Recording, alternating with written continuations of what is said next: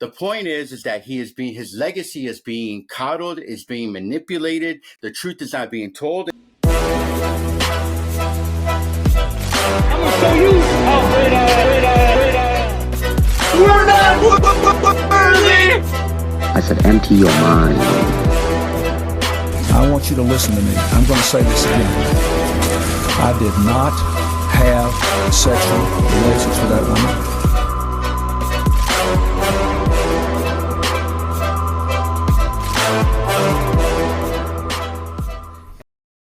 It's good to be back. It's good to be back. And we made it through our first gauntlet. We are in the double digits.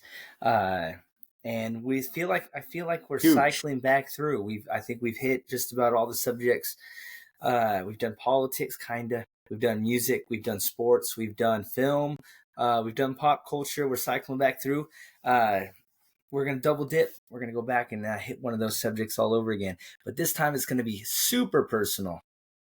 And last week you said one of us might just walk off, and that might be it. The last episode. This might be the one, because we're gonna get dirty. We're gonna get dirty. At least I think we are, because I know how you feel about this particular subject. Mm-hmm. But Yes. just so everybody at home knows, this subject was floated in my direction. And I thought it was a fantastic idea, and I know that I'm gonna get attacked. It's gonna be like World War III up in here for the next 30, 45 minutes. But I welcome all challengers. So this is canceled teachers talk everything. But today I don't know if I actually think that it might be more of a good discussion and less of an argument, less of a back and forth between the two of us. I think that this might devolve into a very good conversation. Today we are going to talk. You guys ready? Did LeBron James ruin the NBA? And just so we all know. Oh my God, dude, that's like the worst reveal ever. You know what I mean? So it's not. It's like I said. It's. I might get attacked today. I might, but Mhm. I don't know. Mhm. I don't know. We'll see. LeBron Blames, as I like to call him, LeBron Blames, or just to be nice to him, I'll call him LeBron Blames, because he blames everybody but himself. Whether it's on the court or off the court, he's a blaming. So, go ahead, continue with your intro. Let me get this out of the way first. I hated LeBron James for the longest time. I'm a Laker fan. I've always been a Laker fan. When LeBron was with the Heat, when he was with the Cavs, I hated him. I think for the reasons we're going to talk about today, it's why I said that this might turn into a good discussion and less of an argument, because there are some things I feel very strongly about as well. But all bad blood has been forgotten, because he put on that purple and gold and he won us a championship. Minutes remaining here in Game 6. Final seconds here in this NBA season. The respect from those two. And that's it. It's over. This historic 2020 NBA championship belongs to the Los Angeles Lakers. The Lakers conquer the bubble, and banner number 17 will soon hang in the rafters. Put on a ring right there. Okay. Well, you know what, dude? Look, let's go ahead and just get into this, all right? I'm going to dedicate this to my students. I have one student named Jason Flores. I'm going to shout him out right there. And every day, no joke, I've had him for 2 years, by the way, not because he's remedial. He took me in world history, and then he's taking me again in European history, because he loves my class, and he wanted to take me twice, which is nice. Who the hell would ever But want to every take single you twice? day, every single day, he is my biggest troll. I thought you were my troll, but he is my troll, because one, every single day he greets me, LeBron James, LeBron this, LeBron that. You know, I could have, he starts trash talking. And then to just piss me off even more, our school wears a uniform Monday through Thursday, and on Fridays they could wear a college sweater or shirt or whatever. And he's always rocking the Oklahoma sweater. He doesn't understand the significance of Oklahoma versus Texas. Hello, we just beat them in the Red Rival Shootout. But he is my biggest troll. And I'm going to say the opposite of you. You said you started to hate LeBron before he donned the purple and gold. For me, I actually started loving LeBron, especially after he took down the Detroit Pistons with that very minimal roster to play my favorite San Antonio Spurs in the finals. He'll get swept, by the way. And I was blown away. And when he played against my Spurs, I admired his character. I admired his ability to play. He was a monster on the court, even though we swept him. And I actually loved him. But that all changed when Ray Allen bailed him out. Beautiful step and back he three. defeated my Spurs in my 2013 NBA Finals, where we got robbed by Ray Allen. Should the Spurs foul? Should Miami go for the three right away? Just attack the basket. James catches, puts up a three. Won't go. Rebound, Bosh. Back out to Allen. His three-pointer. Bang! Tie game with 5 seconds remaining. And the only reason why I said F this guy, and that's because I was really big. I would call them the Heatles. My dream was to play LeBron versus the Spurs with the Heatles because I wanted that challenge for my Spurs. The beautiful game Spurs, the perfect game Spurs that they were called.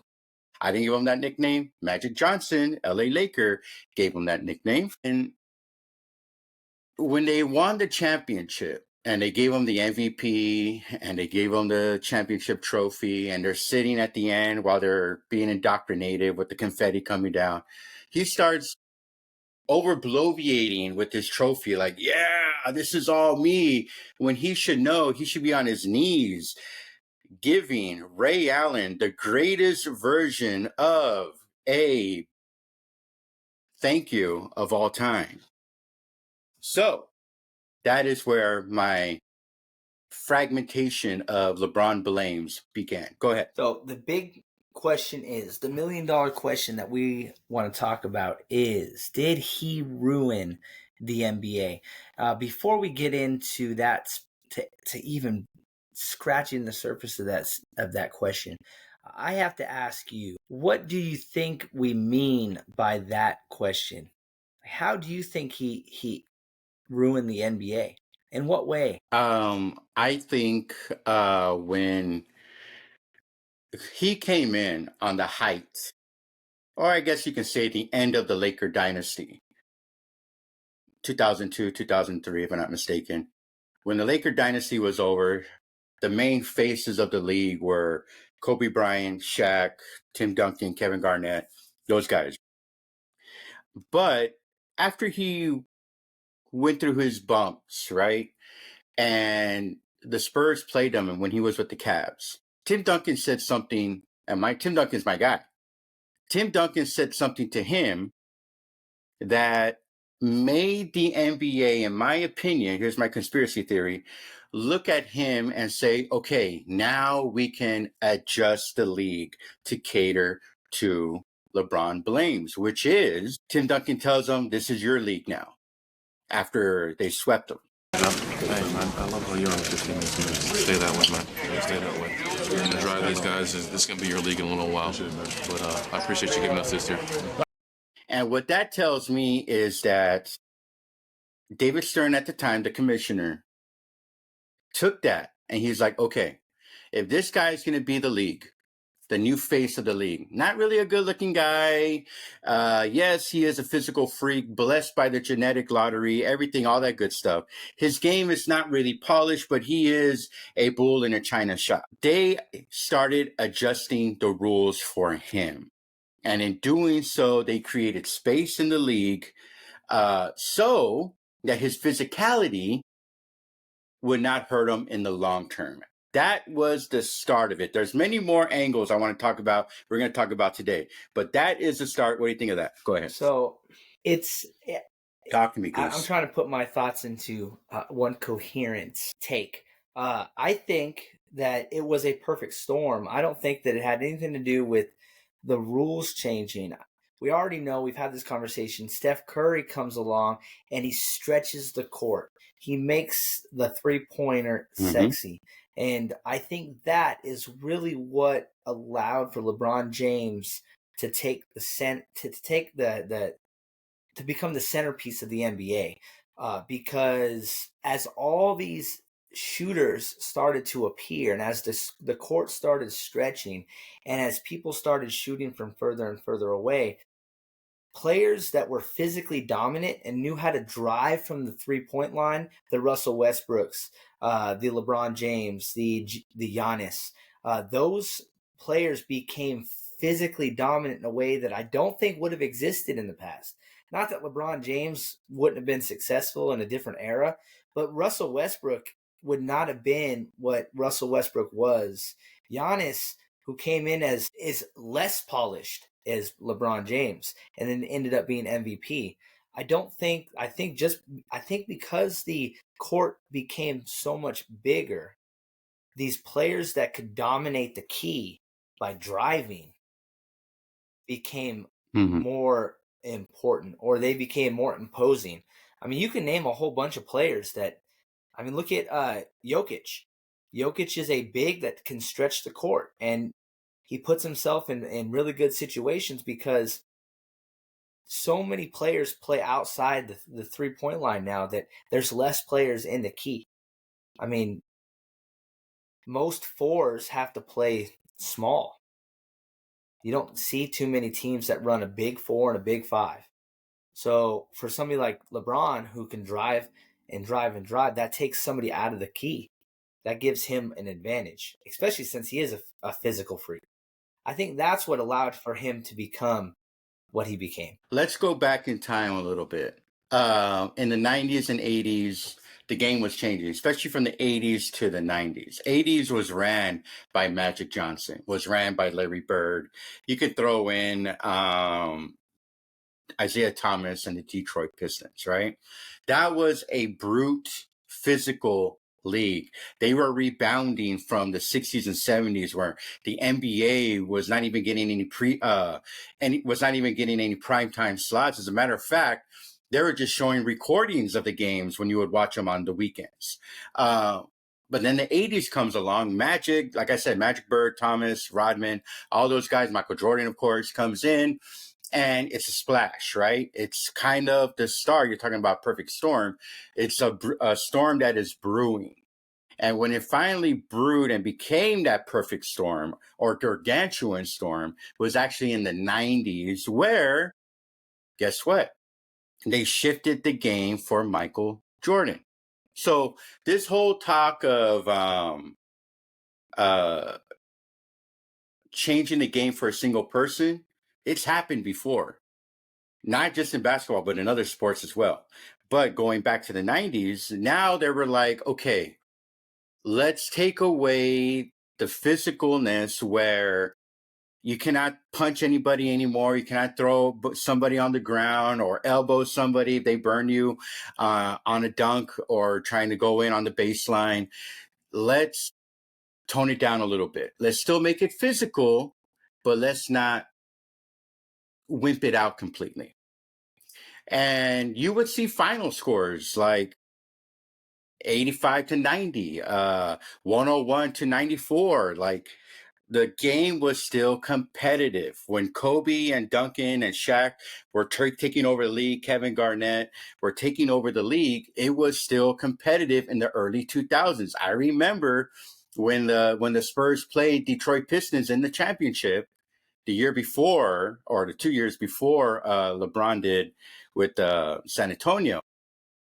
Game 7, the score was, if I'm not mistaken, 81 to 74 or 81 to 75. What needed to happen was LeBron comes in, hands the baton, and now it was like, let's take out all the physicalness. And let the bigger players do what they did. And what ended up happening? Duncan had a second half resurgence in his career. Dwight Howard became a monster. LeBron James took off into the stratosphere when he was struggling a little bit before his rookie and first and second and third year. It became where the big man was now scoring more points than ever, as it felt like. You still had to go inside, or you had to have a mid-range game like Kobe Bryant did, like Carmelo Anthony did, like Dwayne Wade did. So when that change happened, I think it opened the floodgates to future. Steph Curry comes in, an unassuming guy comes in and takes it to another level. We'll talk about that later. So that's kind of where I think the genesis of giving LeBron the open keys, or an open key to the lane, and making him who he is today, or the start of what he is today. Go ahead. So there's a lot of stuff to unpack there. You had some good points that I would love to talk about, but we got to go back to the question: how did LeBron James ruin the NBA? Because I don't hear any reasons for why he ruined it, except he just became another shift in the story of the NBA. What do most old heads like me, late Gen X, you might call me a Zennial, born in the early 80s and beyond, earlier before that, what do they say about today's game? It's soft, it's too open, too many three-pointers. Yes, you can blame Steph Curry for that. Listen. We just talked about how he was the more physical part of today's game, and that you talked about shooters learning a mid-range and Steph stretching the court. But that does so. What we're saying is that is what ruined the NBA, not LeBron. But it starts with the LeBron. So what ended up happening once that baton was handed, right?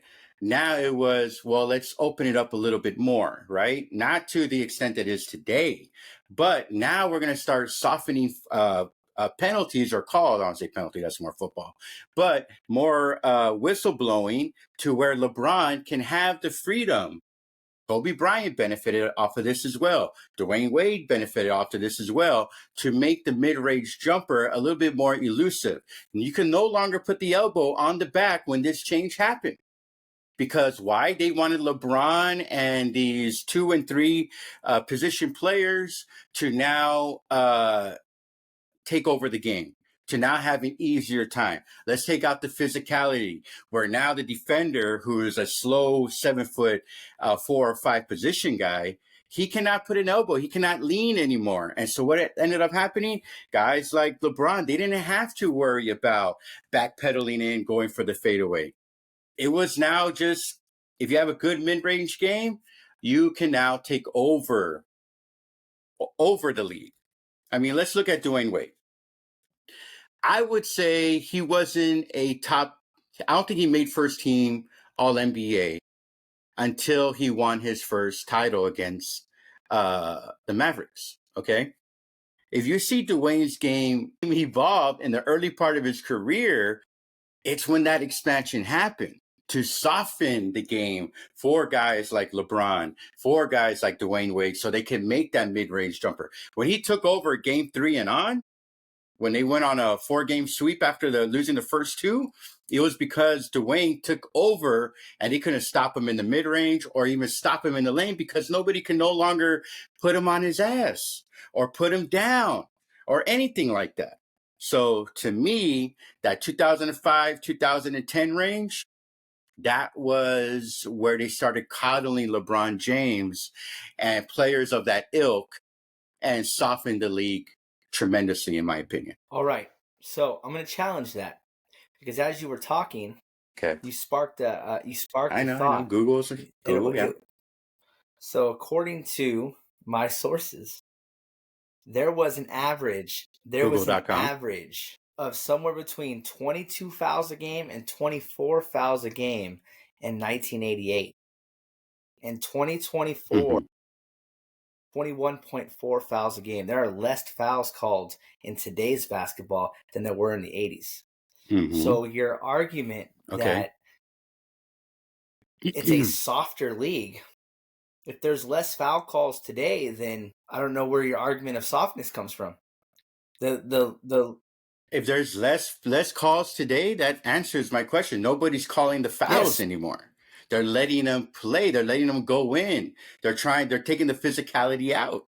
So there's not as many fouls as there would be back in the days. LeBron is a physical player. He's not taking the physicality out. He's harnessing the phicality. That's what he does. Dude, when has LeBron been a physical player? Yes, he dunks physically on breakaways and stuff like that. I don't really see him very rarely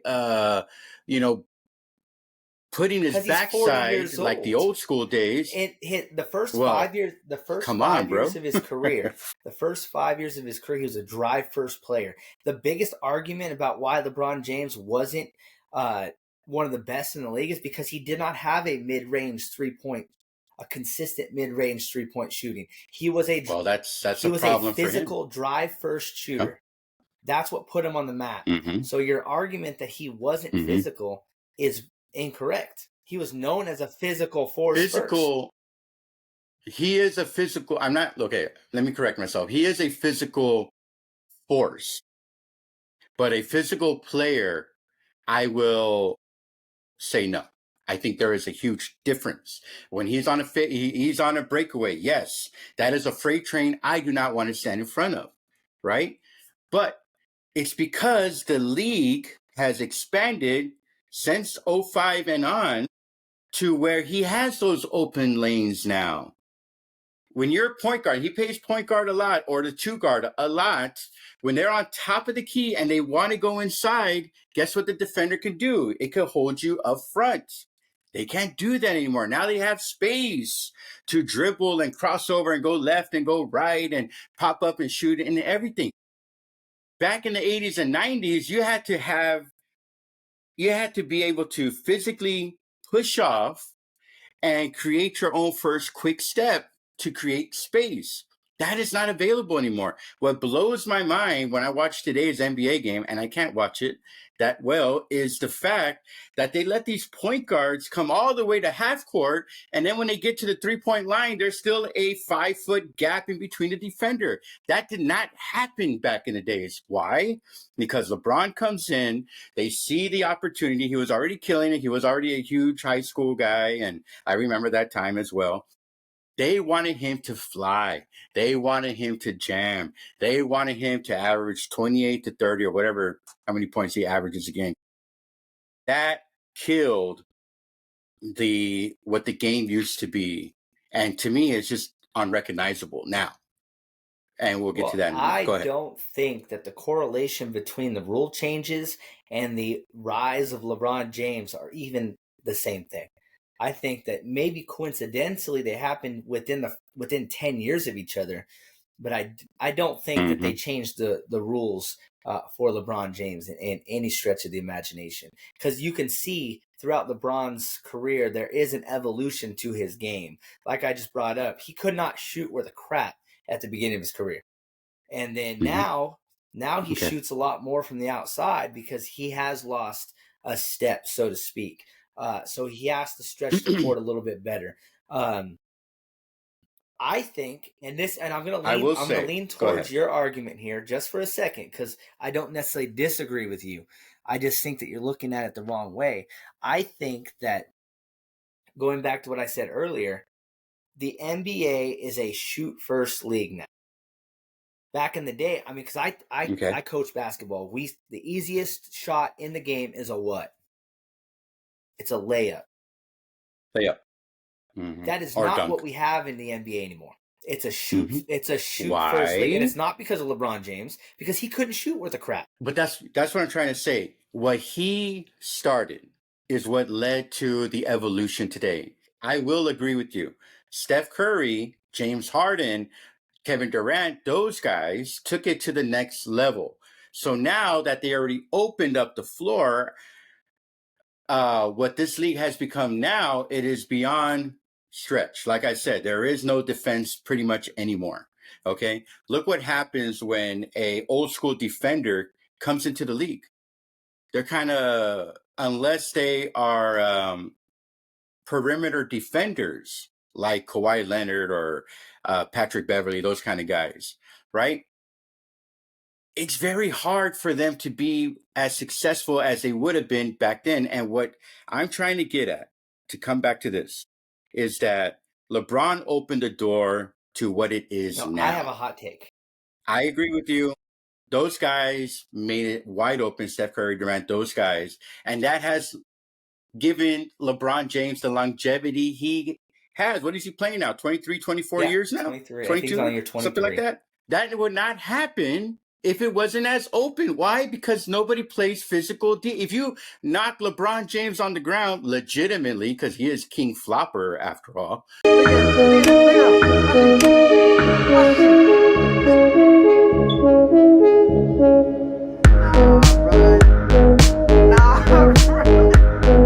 Legitimately knock him on the ground, you're going to get a suspension, aka Draymond Green in the 2016 finals when you get him in the nutsack. You can't use Draymond Green as an example. Oh, he is, but believe me, I don't think Draymond Green would have been in the league if he was back in the 80s or 90s. But that's a conversation. All right, here's my hot take. I think this change did not happen in the 2000s. I think this change happens in the early 90s, late 80s with Michael Jordan. Now, hear me out. That's what I said earlier. Because Jordan was so good that he was essentially he ushered in an era of what's called the ISO player. We look at guys like Carmelo Anthony, who straight up, if you could put him in a one-on-one, he was almost unstoppable for like a 5-year stretch. You got guys like Kobe, you got LeBron later on. But if you look at Jordan, when Jordan had the ball, it was magic. And you trusted each and every movement that man made. So his teammates let him do his thing, which essentially is ISO basketball. Isolation basketball. And then everybody wants to be like Jordan. So you have guys like Kobe come along who basically do the same thing. And then you have Carmelo Anthony, and you have the Kevin Durant's and the Hardens. And you see this whole shift in the psychology of basketball. I want the ball. Everybody move out of the way. Let me do my thing, which essentially is what LeBron James ended up becoming in the 2010s. But I think it started in the early 90s with Michael Jordan. And that's just because of how good Michael Jordan was. I'm not saying that he ruined basketball. I'm saying everybody wants to be like Mike. And because everybody wants to be like Mike, the game shifted. Okay. There's a lot of truth to what you said. But let's remember something. What happened when Jordan took his almost last shot against Byron Russell in that game 6 against the Utah Jazz? 43. Malone is doubled. They swat at it and steal it. Here comes Chicago. 17 seconds. 17 seconds from Game 7 or from championship number 6. Jordan open. Chicago with the lead. He gets Brian Russell with a quick crossover. Look at Brian Russell slips, and Michael pulls up and buries the shot to give him a 1-point lead. That may have been. Who knows what will unfold in the next NBA. Watch Jordan's left hand here as he gives Russell the push. The referee can't see that. Jordan frees himself up for a clean look. The greatest thing about Jordan is he has all. What did he do before he took off that iconic shot that he made? This is before he pushed off. Why did he push off? What was Russell doing? How was he defending Jordan? No, it was a hand on the hip. So I'm not going to say it was. It doesn't matter. Doesn't matter. You can't do that today. And it starts off with that era, LeBron. And you know what? Maybe I'm being too harsh on LeBron taking soap, because there was Kobe, there was Wade. Nowinski was also mastered the fadeaway, or that high arcing 3-point fade back shot that he would take. The NBA, I think, saw a window, and they realized, you know what? We can expand the points here, make it more offensive, and it starts at that moment. I agree with you. LeBron is a lousy shooter. The fact that he is already 22, 23 years in the game, and I still cannot trust him with the free throw at the end, that's more on him. And I'm trying to say is that the NBA gave him every chance to perfect his game. And all they did was make him the most longevity-prone player of all time. Now, go ahead. We're going to move on because I have a... Okay, yeah. No, I was just saying, let's move on. You brought up a lot of good points, but I think that if we really are going to talk about how LeBron James ruined the NBA, because this is coming from somebody who hated him for so long, it's the super team. Mm-hmm. Oh, okay. Now, okay, go ahead. I can't say that we won a ring because of the super team. I think the Lakers brought in Anthony Davis, not so much to create a super team like he did in early years, but he was in his mid-30s, and the Lakers wanted somebody that could be his off man, somebody that can give him the number 2. The Lakers have done that for years. Kobe, Shaq, Kobe, Powell. It's a 1-2. So I'm not going to say the Lakers were a super team, but before he came to the Lakers, there is no doubt that he surrounded himself with the best of the best and created these teams that had 3-4 superstars and then a bunch of bit pieces. Then they manipulated salaries. These guys would take the bare minimum just for the opportunity to win a ring. And LeBron was a master at finding these people that would come along and they would ride his coattails.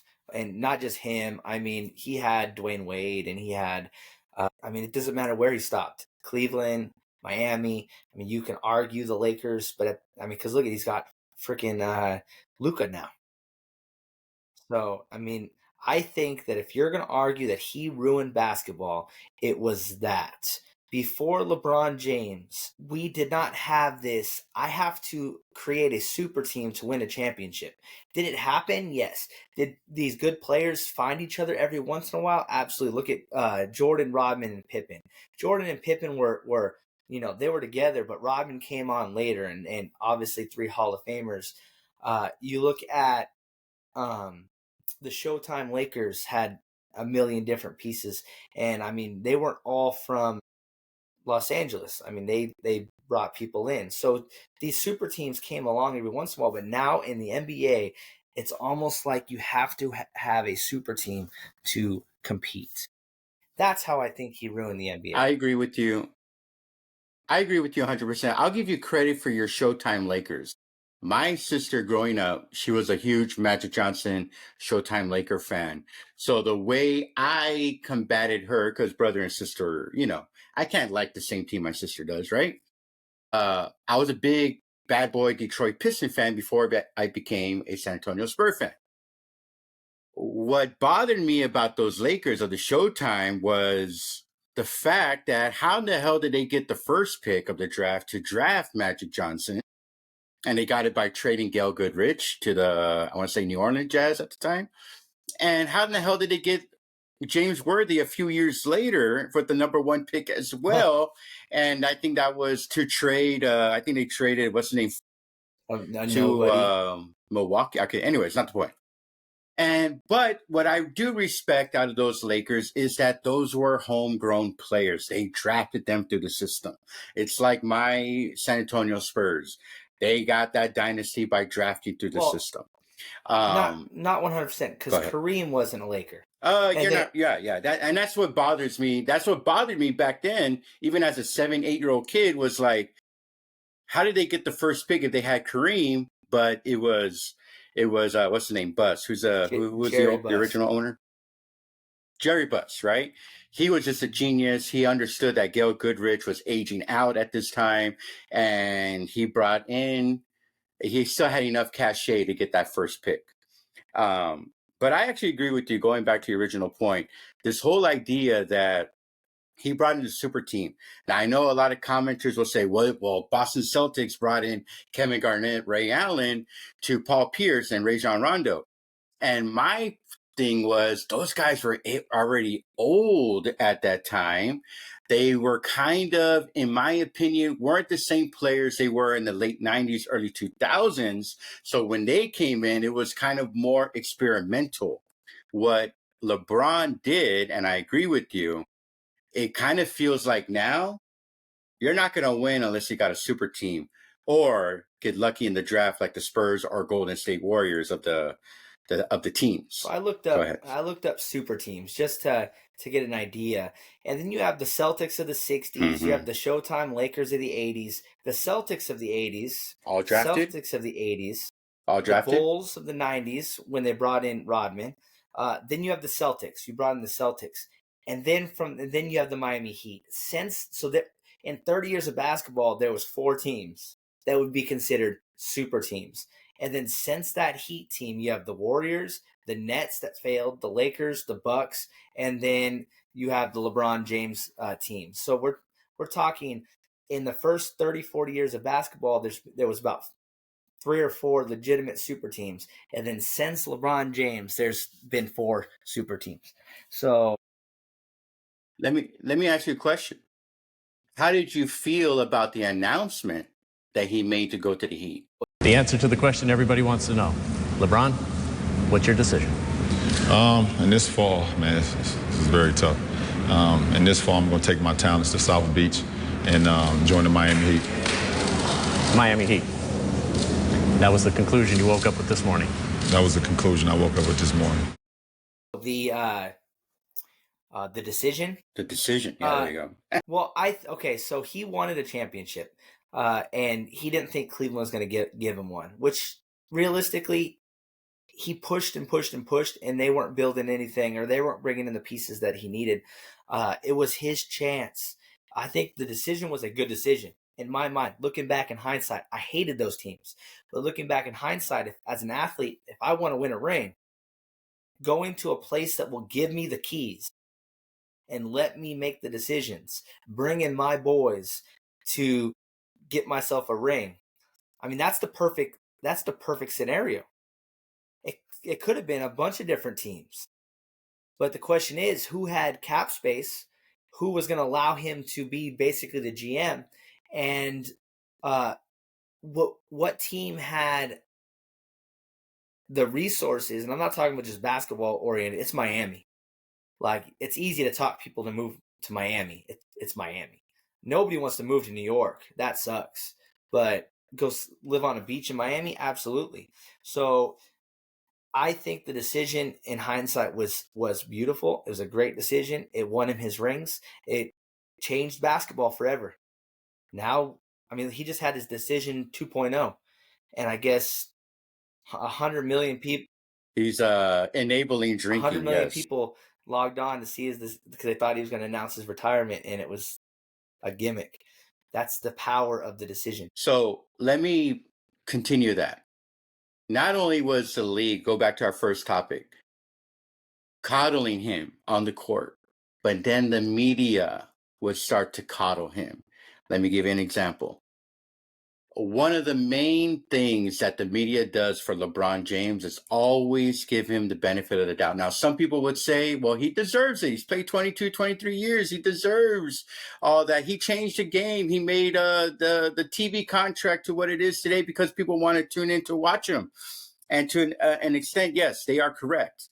But what the media has done, not only giving him the benefit of the doubt, but has over exemplified when he has made a mistake to being like, well, it's no big deal. Or let's even go to his legacy.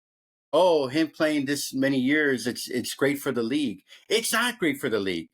He is taking precious media time for the up and coming players because people want to know, is he going to play with the son? And is he going to wait 2 more years for his other son from Arizona to come into the league and so on? What is he going to do? Let's go back to that decision.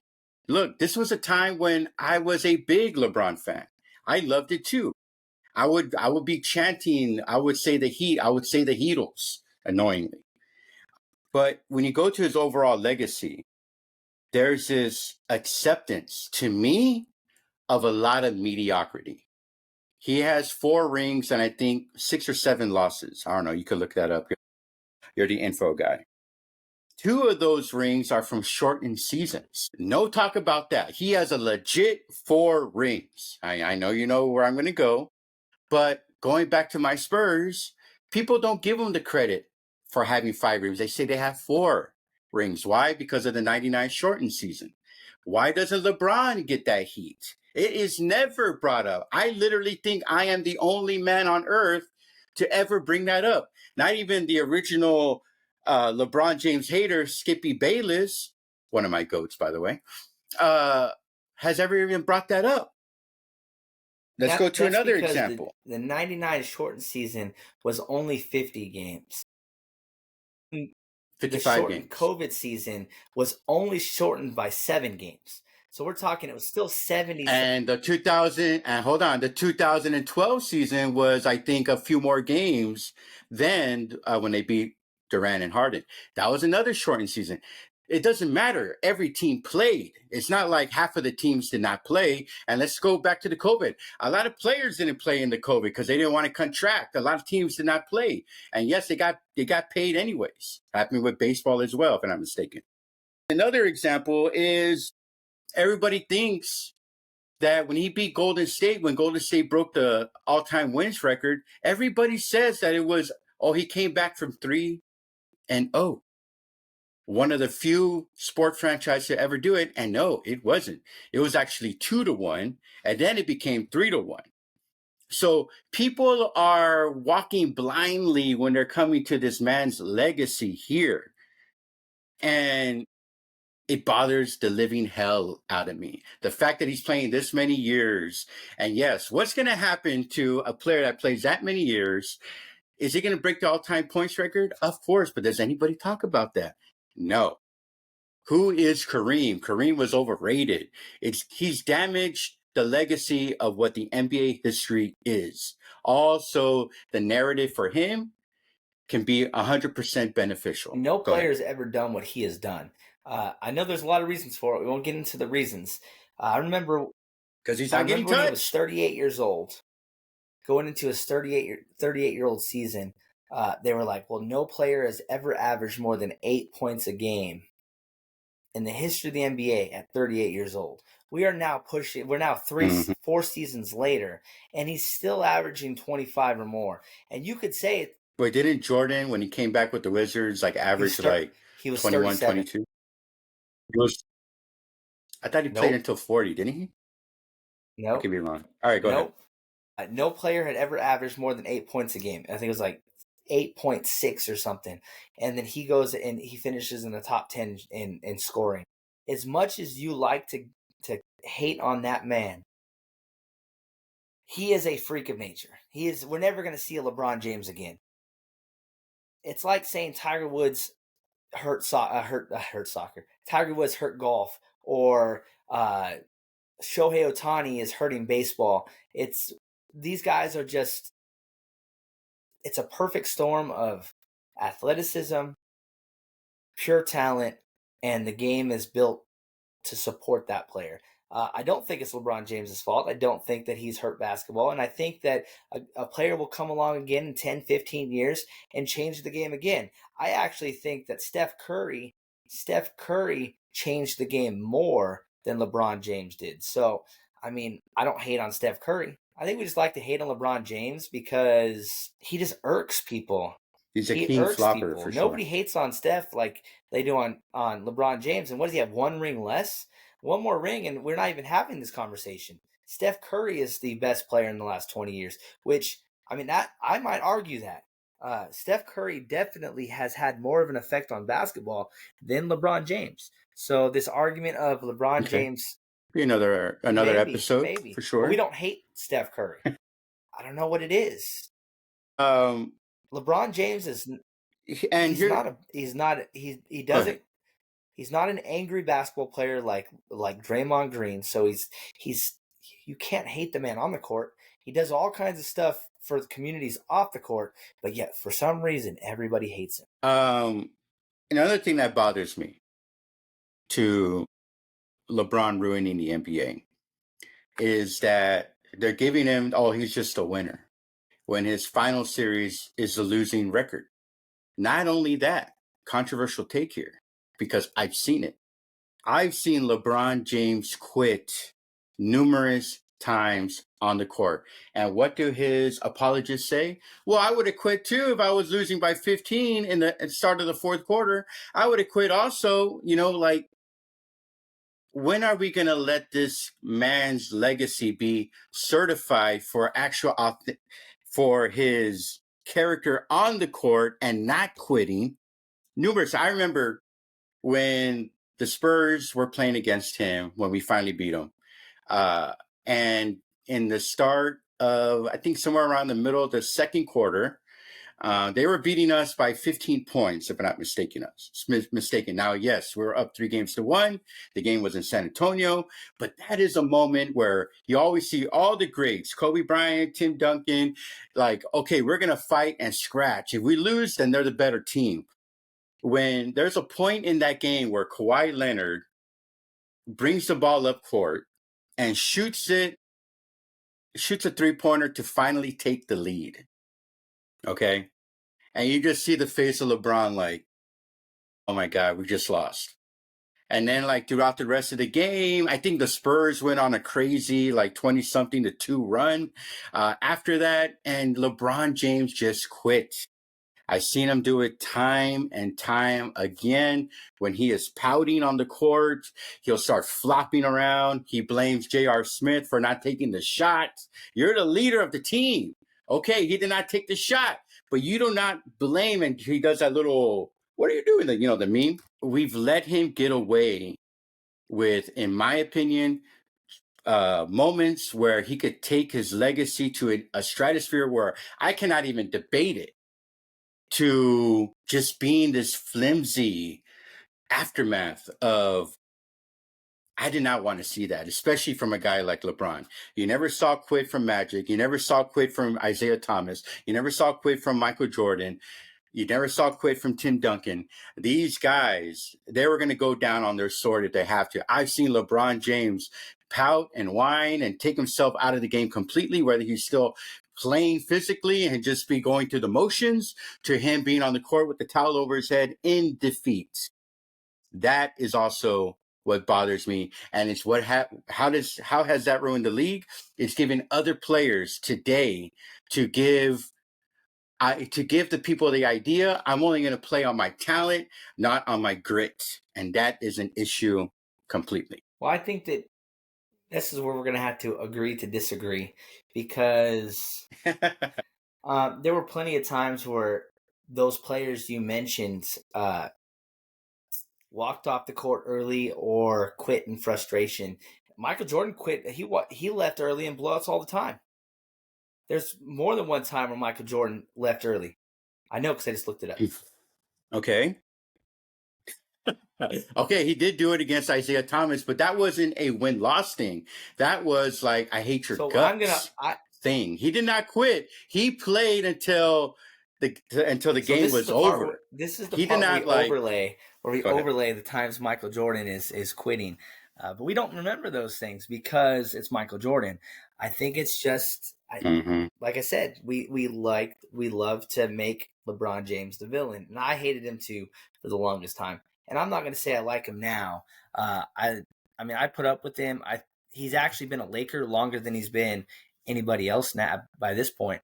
And it's not even his team anymore. It's Luka's team. Yeah, that's right. Yeah, he's been a Laker longer than anybody else, which it hurts to say. Okay, so I want to wrap this up by talking about the elephant in the room. Actually, I have 2 elephants in the room. One is, he's the old man at the party. Remember, I'm 10 years older than my brother. I'll never forget this moment. When my brother turned 19, 20 years old, I was 29, 30. And he would invite me to his parties. He's like, hey, man, come to the party. And I was like, all right. So I go to the party with my other 29 and 30-year-old friends. And, we had a good time. But I remember there was a moment where I was the old man at the party wearing the varsity jacket. I didn't have a varsity jacket. Wow, the kids were partying out. That is where LeBron is at in his career. It looks sad. I know what he's trying to do. He wants to play with his other son. They're going to get his other son. He has to do a year in Arizona. In 2 years from now. Said he wasn't He's going to want to try to get him on the Lakers. He said he said that, but he is waiting for his son. I guarantee it. Unless his son ends up being this phenomenal college player where he's going to be the first pick, the only way he's going to retire is if that happens. But he's going to try to play with his two sons in one game, and then he's going to go off into the sunset. Point play. Edwards now with 14. It's a 16-point game. And LeBron James just popped off the bench. Out of bounds. Along with LeBron. History tonight. The first father-son duo to play together in an NBA game.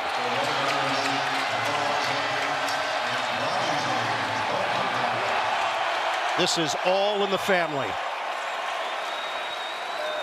And what a celebration for the James family. Ronnie's brother and sister, his mom on hand, Savannah, Zuri, and Bryce sitting front row. Just amazing when you think about it. Take a step back. So impressive. Incredible story. Randall got it. And just like his mom, you're sitting there watching your son and your husband. That is my big prediction. And unfortunately, it's suffocating the room, the anticipation. All these great players we want to watch. Anthony, what's his name? From Minnesota. Anthony Edwards, Wemby, all these great players that want to take the league. Joker, Luka, all that good stuff. To a certain extent, they have created their own already. They're already becoming the face of the league. But who is still undoubtedly the number one guy? It is LeBron James, even though I find this game hard to watch because, like I said earlier, after 22, 23 years, he still can't shoot a free throw. He still can't shoot a mid-range jumper comfortably, like Michael Jordan did, his daddy, like Kobe Bryant did. They would eventually take over for perfecting their craft. LeBron James has not done that in his legacy, and now he's just starting to look like the old man in the room. You see it in his bald spot, his balding. Same thing with Kevin Durant, by the way. But Kevin Durant he plays to the new game. LeBron James, if he wants to secure any kind of greatness into his legacy, put a nice bow on it, he needs to get out now. That is my thought. I agree. He is the old man. The Lakers are paying him $50 million plus this year. I wish he would just walk away. I do, but how much would that $50 million be great for y'all's salary? It'd be so much. Like I already know Luka is the face of the Lakers. So for $50 million a year, he could get 2 more stars, brother. Hey, he is suffocating your salary, which he's always done. I know. Okay, one more thing, and I'm actually curious about this in your opinion. He says that he is nothing like Michael Jordan, right? He doesn't want that comparison. But he stole everything from Michael Jordan. He wore number 23. He does the powder toss that Michael Jordan first started doing. He was in Space Jam Part 2. I actually think he's more concerned about his legacy than getting better. The opposite of what Jordan did. Jordan knew that if I'm going to win, if I want to get to that level of being this great legacy player, it's through my game. And he's actually done the opposite of that. But going back to Michael Jordan, did he copy Jordan, and is he greater than Michael Jordan? No. Jordan's Jordan. I would say that it's hard. They're both completely separate players. Yeah. Are they? Jordan... Does LeBron want that? Absolutely. LeBron want that, though. Everybody wants to be known as the greatest of all time. But Jordan and LeBron are not the same basketball player. Where Jordan was finesse and athleticism and just basketball incarnate, LeBron is just muscle and physicality in an era that, like you said, is a little bit softer. So at the end of the day, they're not the same player. You cannot compare the two. You could compare Jordan and Kobe, but you can't compare Jordan and LeBron. The only thing LeBron has is statistics, And I promise you, Jordan would have kept playing from the 10 years if he could. He should have walked away before the Wizards. They gave him a chance. Yeah, he had the perfect shot. That was a perfect moment. Yeah, it always bothers me when people are like, is LeBron James the GOAT? Yeah. I agree with you. So this is what I wanted to say to tie a nice little bow on top again and to come full circle. If the league did not loosen the rules, space out the game, would he still be playing today? Oh, no. Yes or no? I don't think he would. Because if the game didn't space out, regardless of the reasons for it, if the game didn't space out, you have two men in the block. It means every time he drives, he's getting banged up by two guys instead of one. You can ride one guy to the basket. That's what he did for the first 10 years of his career. But to go inside riding one guy just to get banged by another guy, this is a really awkward conversation. When you have two guys in the key, two guys in the paint, you're going to get hit more often. I just don't think his body is great as his body is. I mean, he struggles to make it through seasons now. I can just imagine if he was taking more hits more often, I don't think he would have tapped out maybe 37, 38 like a normal NBA. And let's bring in the Steph Curry effect, because I agree with you to a certain extent. But would Steph Curry have been the player he is today if they did not open the spacing on the floor? Well, I think he was the one who would he have been Steph Curry, or would he have been Steve Kerr? Well, where come in as he was like a specialist, come in certain times of the game, that kind of thing. I don't think that the NBA necessarily opened the court for Steph. I think that the public opened the court for Steph. I think that there was a shift in the dynamic of the NBA that made it okay to shoot threes. Because I remember growing up, if I shot a three, my dad pulled me out. My coaches pulled me out. I remember I was a 3-and-D player before 3-and-D players were a thing, and if I took a selfish shot instead of running the offense, I got subbed out almost instantly. Steph can shoot and throw up bricks, and nobody seems to care because he's Steph. I think he would have still taken his shots. Would people have allowed it? Would he have been okay? Would they have centered the NBA on his shot? Who knows? But I still think he's a shooter. He's a pure shooter. He's always would have been a pure shooter. Would he have been Kyle Korver, Ray Allen, Steve Kerr? He definitely wasn't going to be a Larry Bird. He's not. With his small frame, right? He barely weighs 100 pounds soaking wet. So gunners weren't always accepted in the NBA. He's a gunner. I want to show my legitimacy here. I was one time the greatest shooter who ever lived. And then I discovered Whataburger, and that ruined everything. And I busted my ankle a million times.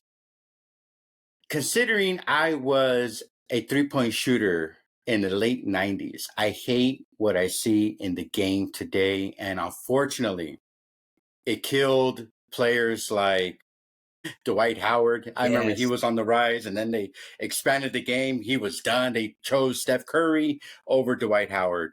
And now Dwight Howard's playing overseas, China, Thailand, I think. I know he played in the Philippines for a little bit. Mexico, I think. I don't like what I see today in today's game, and I blame LeBron James.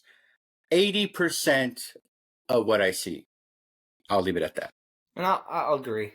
80% is a little high.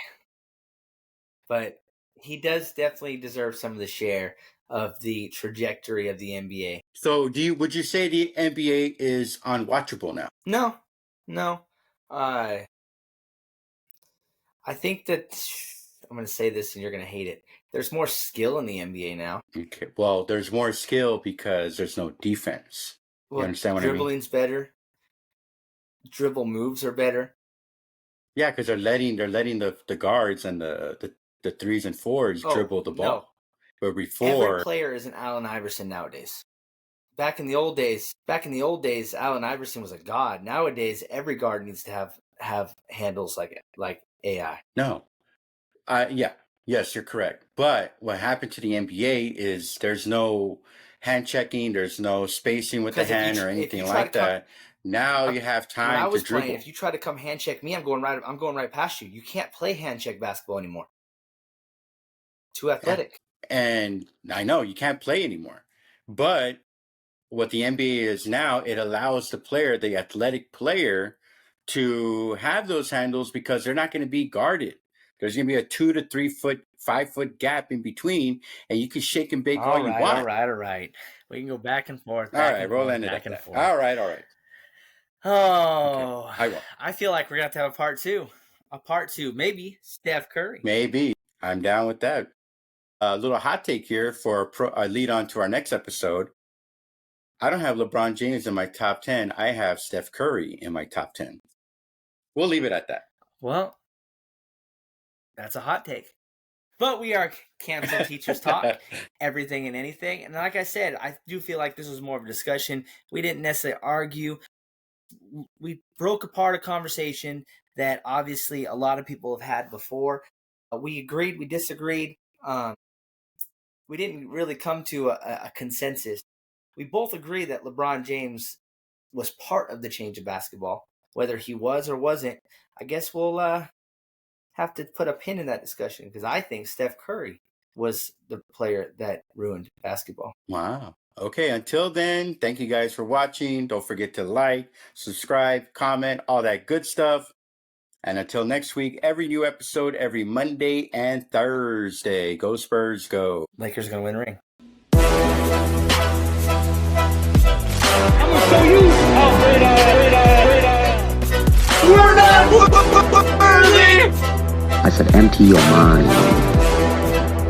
I want you to listen to me. I'm going to say this again. I did not have sexual relations with that woman.